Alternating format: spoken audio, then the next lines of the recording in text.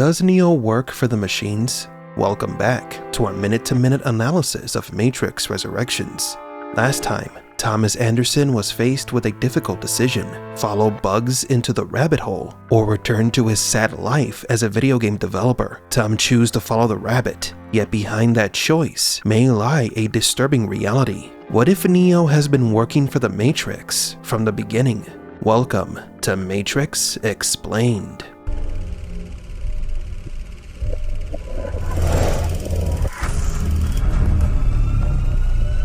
Welcome to the desert of the real. Bugs and Neo are teleported to a train in Tokyo. This bullet train is speeding through the land of the rising sun, as Bugs explains to Neo that they don't use phone booths anymore. The new operator named Zekoya, or Zeke, is guiding them. This is a new trick that the Red Pills have developed. Operators can now project themselves into the Matrix and speak to the ground team in person. Sort of. We think that this is what's happening here, because when Zeke is on screen, Bugs looks directly at him when they speak. He is not just a voice and a communicator, nor is he a visual indicator only meant for the viewers. A quick little set detail catches our eyes. Outside the window of the bullet train, we can see the beautiful Tokyo landscape. However, Neo can see the Matrix code sprinkled throughout the fast-moving scenery. This is an indication that Neo is starting to see the truth. Also, the code outside the window is a mix between the traditional green code and the mysterious golden code. Remember that the golden code is still one of the Matrix's biggest mysteries. Maybe we should make a playlist of all the videos where we've talked about this code. Many passengers on the train are wearing masks. It's a common practice in Japan, and not just because the movie was being filmed during the pandemic, though it is kind of ironic. Zeke leads Bugs and Neo to another door, which then transports them to another location, an abandoned theater. This is perhaps the most meta scene of the entire film. Tom walks through torn pieces of vinyl, where images of the first film, or rather the first Matrix video game that Tom created, are being projected. The torn silver screen, which resembles a veil, symbolizes a couple of things. The first is that there is a term used in philosophy known as the veil of ignorance. It proposes that each person has a filter over their sight, a veil that separates us from the truth. By passing through this veil of ignorance, we can expand our knowledge. A torn veil could also be a reference to the Judeo-Christian religion, when after Jesus' death, the veil of the temple was ripped open. Jesus Christ sacrificed himself to give humanity access to God. In both scenarios, the tearing of the veil symbolizes ascension to greater truth.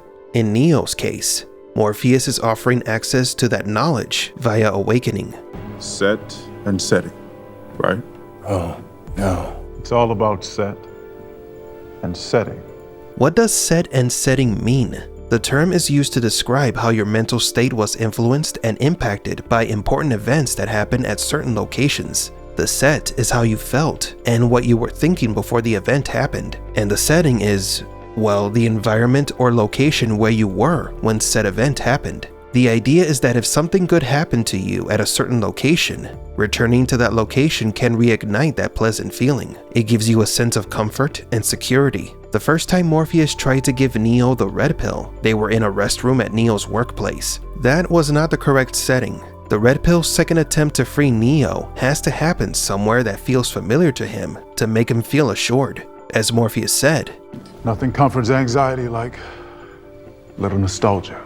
the red pills chose a location that best resembles the moment when Neo took the red pill, the dilapidated theater, with even a standing mirror and the same red leather seats, dim and dirty. This is a recreation of set and setting. Even Morpheus was wearing an outfit more akin to the original Morpheus. Let's talk about the theater's decor for a moment, as there are some interesting pieces to talk about. In particular, the two statues standing on opposite ends of the stage. At first glance, these statues appear to be angels, but upon closer inspection, we realize that they are sculptures of the Egyptian goddess Isis, perhaps best known for her role in the myth of Osiris. Her husband Osiris is murdered and dismembered by his brother Set. The goddess collects the body parts of Osiris and reassembles them. With her magic and devotion, the goddess brings enough life back into her husband to conceive a son, Horus. This act represents the literal resurrection of Osiris, the idea of the renewal of life,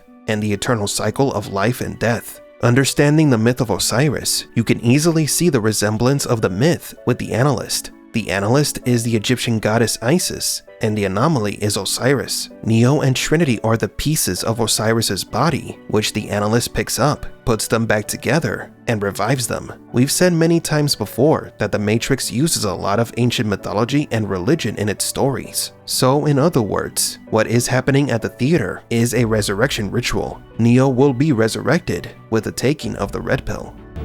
Wait. If this is real, if I haven't lost my mind, does that mean this happened? Thomas has been trapped inside the simulation, making a series of games titled The Matrix, and so he asks a very good question: why did no one find him? And Bugs gives him the answer. We've been checking that company for years. We screened every Thomas Anderson we found. What we didn't understand was that they could alter your DSI.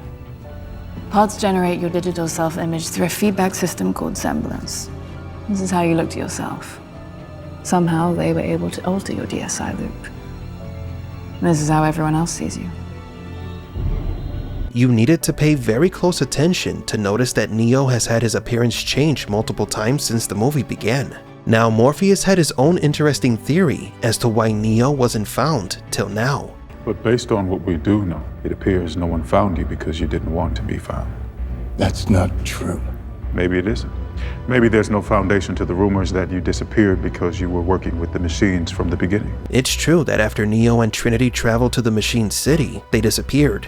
The Red Pills never found their remains, which led some Red Pills to speculate that maybe Neo was working for the machines. Now, who started this rumor, you may ask? Well, to be clear, this is not an internet fan theory. This is official part of the story's canon.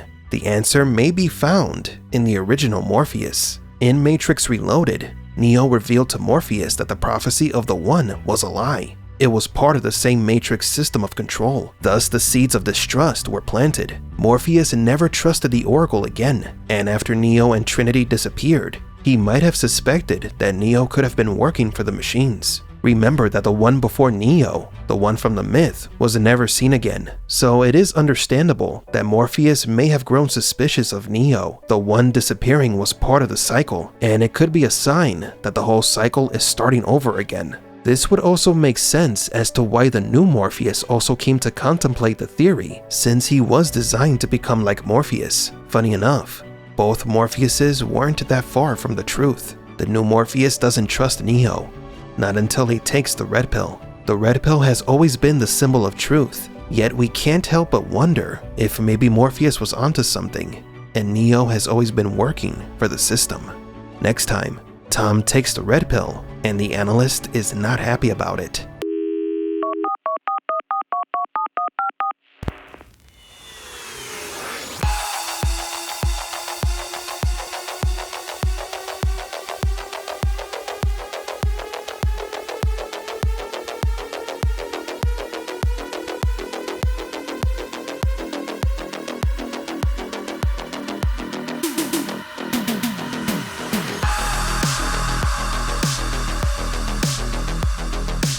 For Matrix Explained, please leave a like and subscribe, and thank you for visiting the Desert of the Real.